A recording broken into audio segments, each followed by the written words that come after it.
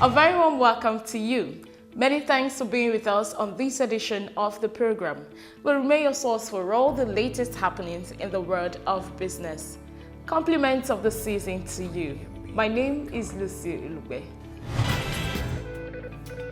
On our lineup this week, first we speak with Sir M.O. Oyegule, the President and Chairman of Council of the Chartered Insurance Institute of Nigeria, CIIN, on the CEO Rendezvous, where he shared his thoughts on the impact of the COVID-19 pandemic on insurance operations in Nigeria in the last 2 years. According to him, the high level of poverty rate in the country presently should be of concern to all. Take a listen. The level of poverty in Nigeria must worry all of us because it's a big problem. I mean, it's when you are statistically quoting that 80%, 70% of Nigerians are poor, it sounds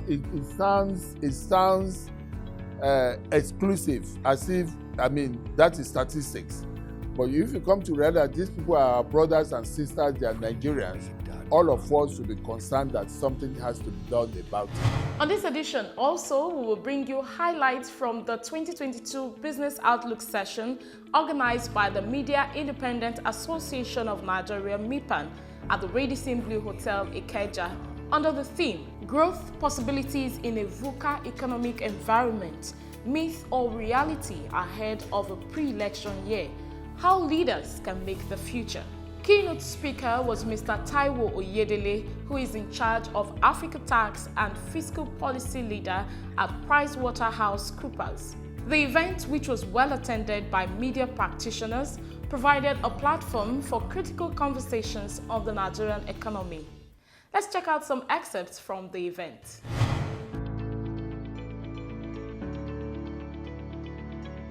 One thing is clear. For any business to win in Africa, the Nigerian economy will continue to be primary and important. So, my conclusion here is that a country cannot be rich when its people are multi-dimensionally poor. Nigerians have plenty of poor people. You guys don't know poverty. When I speak to people in Lagos, I think sometimes they are disconnected from reality. People are poor in Nigeria. They wake up in the morning, they have no idea where one meal will come from. Engagement, adoption, merger, collaboration.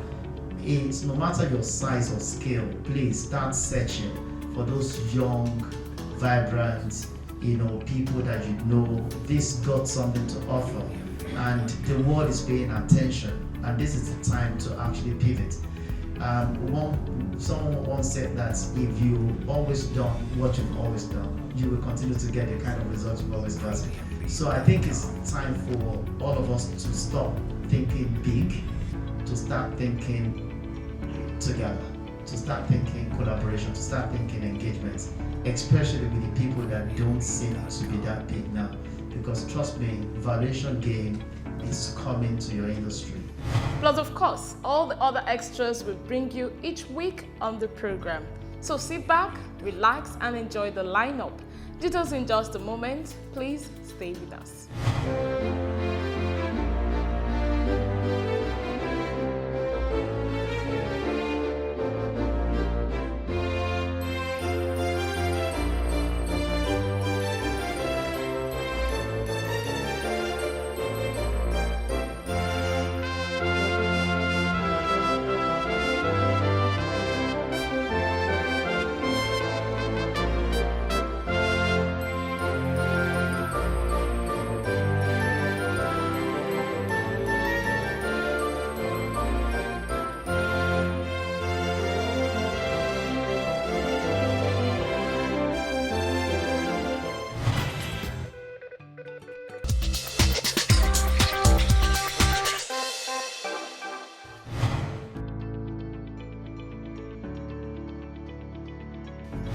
Yeah, you're right. COVID is not it was, because it's still on. It's a big challenge for organizations, for countries so far.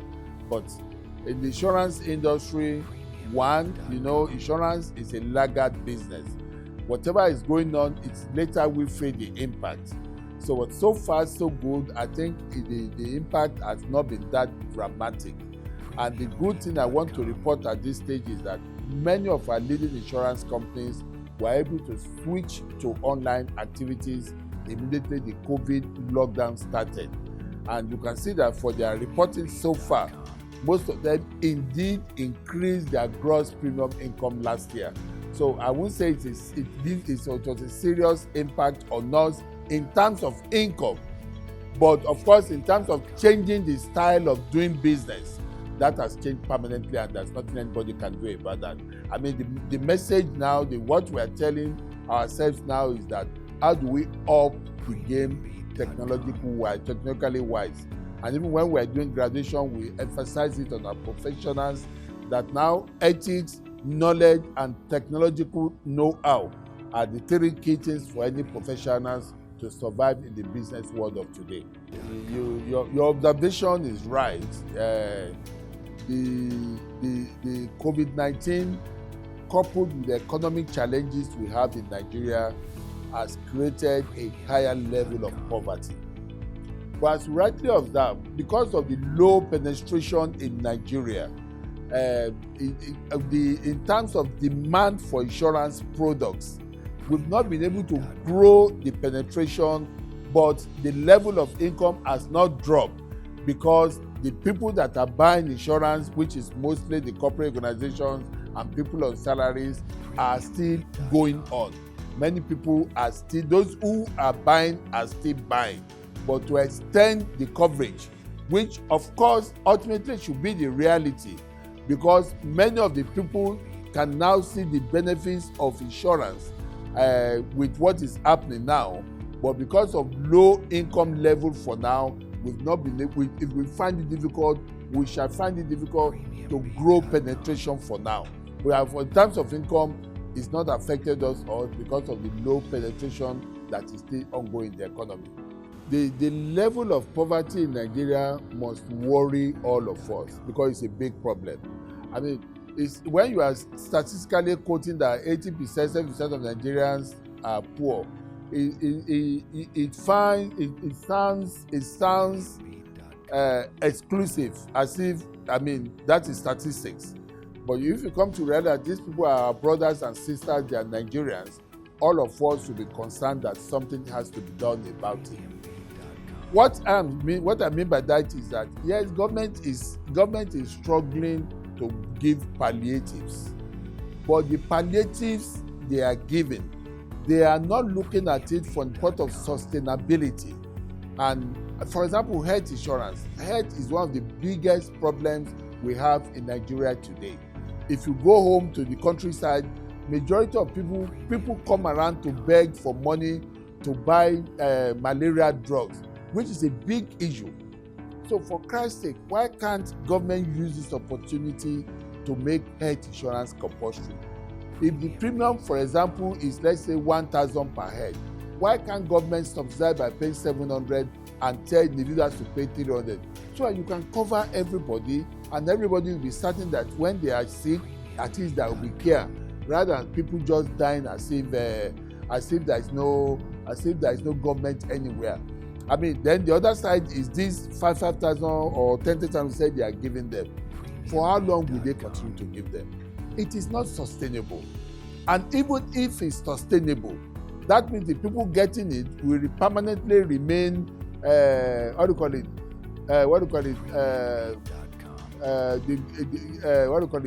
permanently remain, I'm trying to avoid using the word beggar, they permanently remain people on dole, as they call it abroad, on charity, people on charity, which is not dignified for any human being.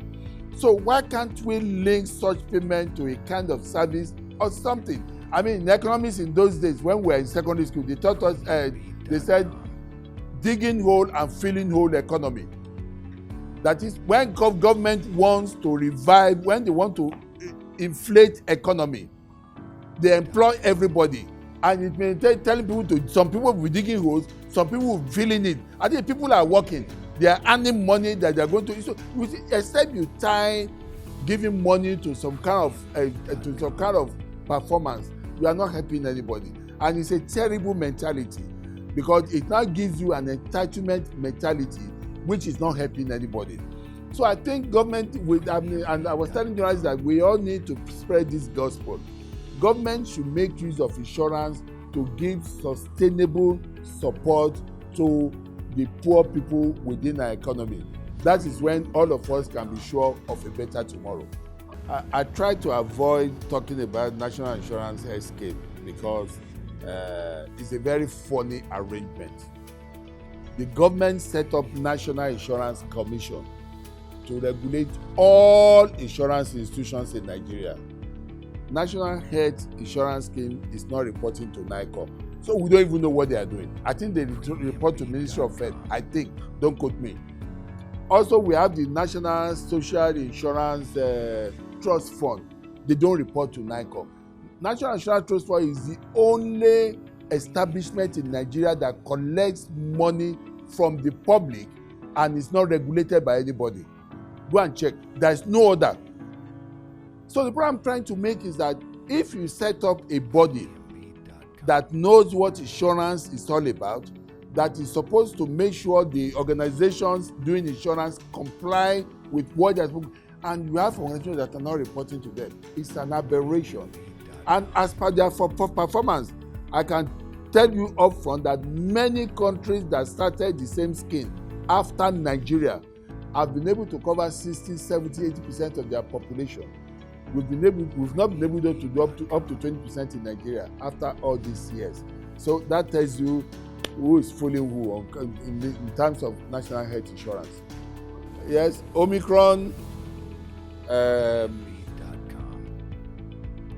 Luckily, recently, some experts have come out to say it is not as deadly as we think.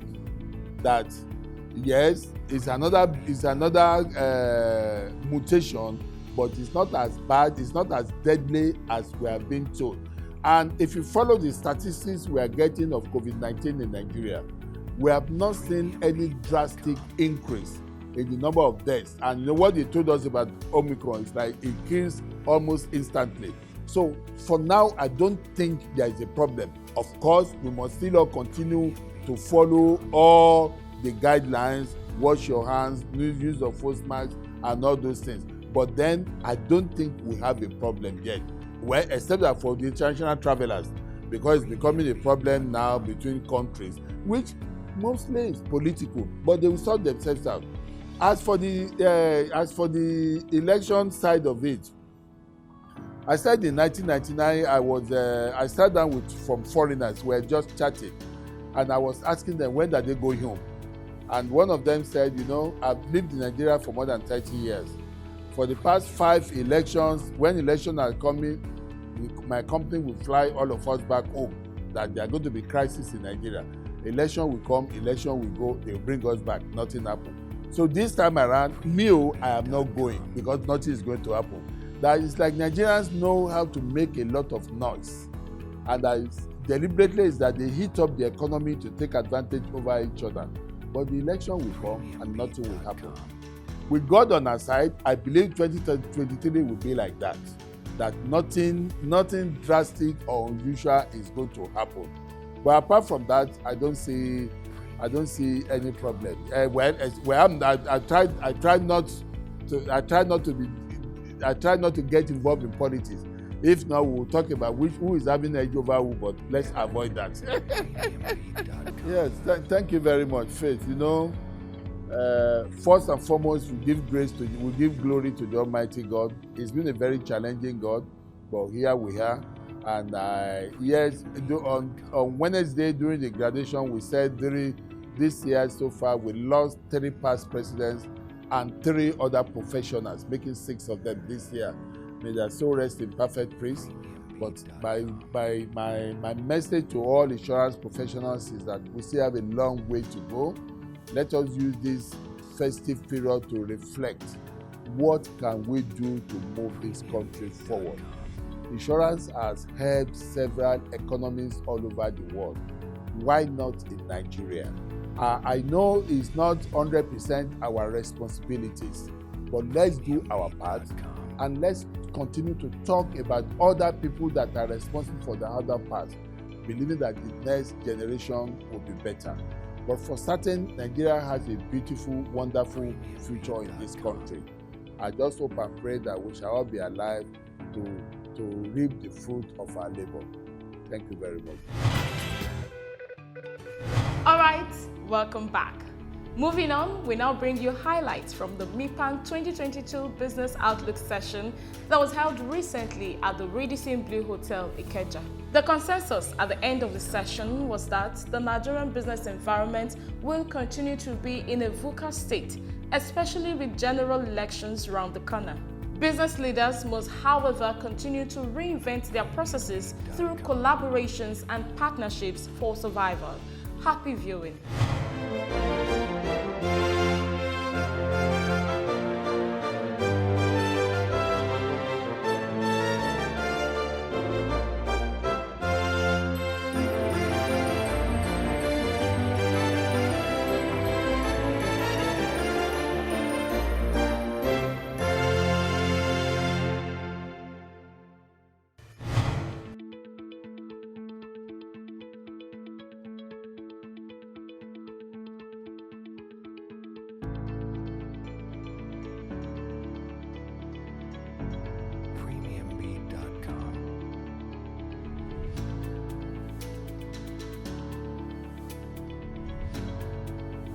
The Media Independent Practitioners Association of Nigeria, mipan, was founded in 1999 to develop and improve advertising media profession in Nigeria.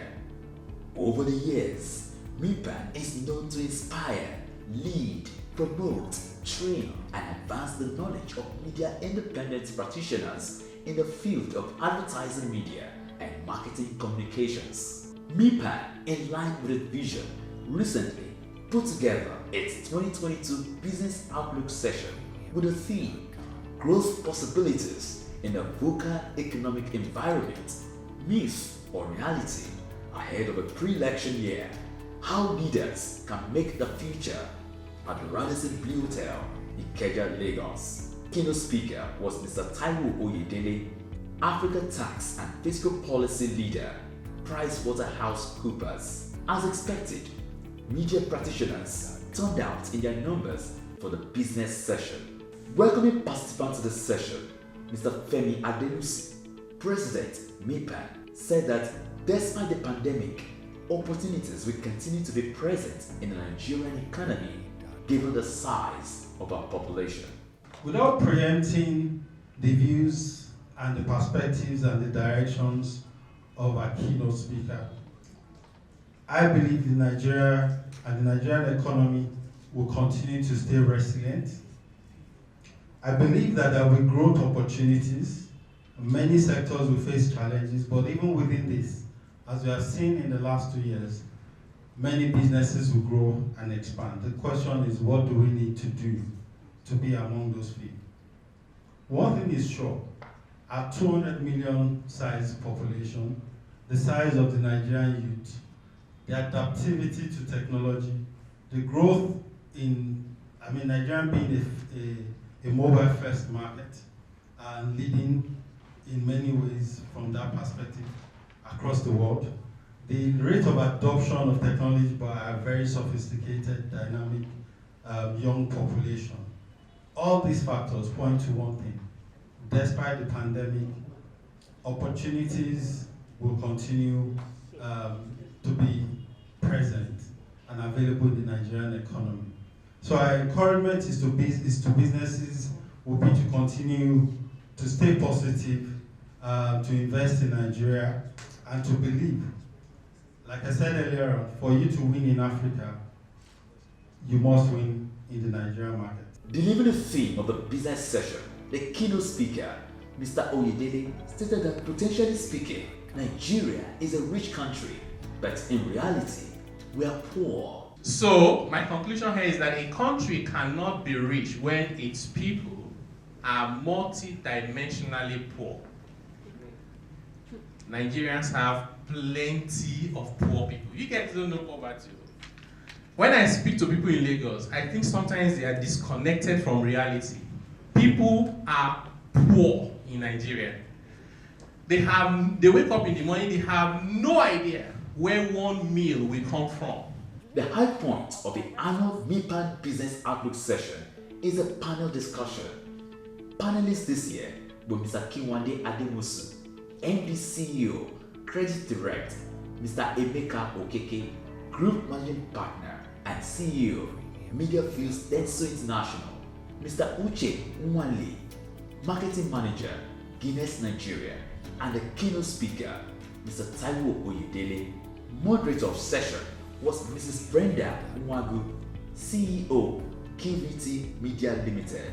Sharing his thoughts during the panel discussion, Mr. Nwanle noted that the biggest challenge businesses face today is finding the right talent and retaining them. The battle that we are, mitigating against now is a battle for talent. In this global world, with the uncertainty and with the kind of dire impact it has on Nigeria particularly, our battle, our struggle is with getting the right talent and retaining them. Partly because, as a marketing function, the currency is creativity and your ability to be creative and using that to drive business performance. And no one is the repository of knowledge when it comes to creativity. You would have to go find it wherever it may be. And finding it is very expensive. Creativity has become a lot more expensive, right? So that's kind of like the challenge we're trying to navigate. And more than ever before, we have learned to lean heavily on our agency councils, lean heavily on individuals within culture that shape culture. We like to call them cultural kingmakers. We've spoken at length about them in this space where we're talking about some of the more informal media giants that we have right now. Yeah, so we're leaning a lot more on them because they have a much better understanding of the culture than we do, right? I'm a 35-year-old young man, and I'm trying to sell a brand that we want to appeal to 24 and 28-year-olds. To do that, we need to get the people who understand the AIOs of the consumer that we are dealing with. And there are certain things that are not mediated. There are certain things that you have to have lived those experiences for you to be able to connect with those consumers in that way. So I think our challenge right now is in productivity from a talent perspective. The 2022 mipan Business Outlook session was a huge success as participants got value for attendance. Business across sectors in general and in Nigeria in particular are waiting for the year 2022 with bated breath, especially with Omicron variant of COVID-19 and the 2023 general elections in the horizon.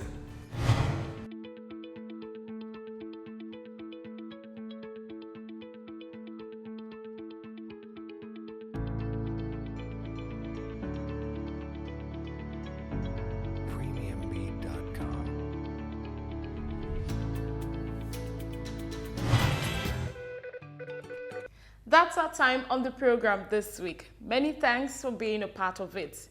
Join us again, same time, same station next week for a fresh package. In the meantime, feel free as always to connect with us on all our social media platforms. My name is Lucy Ulugbe. It's a time of merriment, but please let safety be your watchword in all you do this festive season. From the entire team, it's goodbye.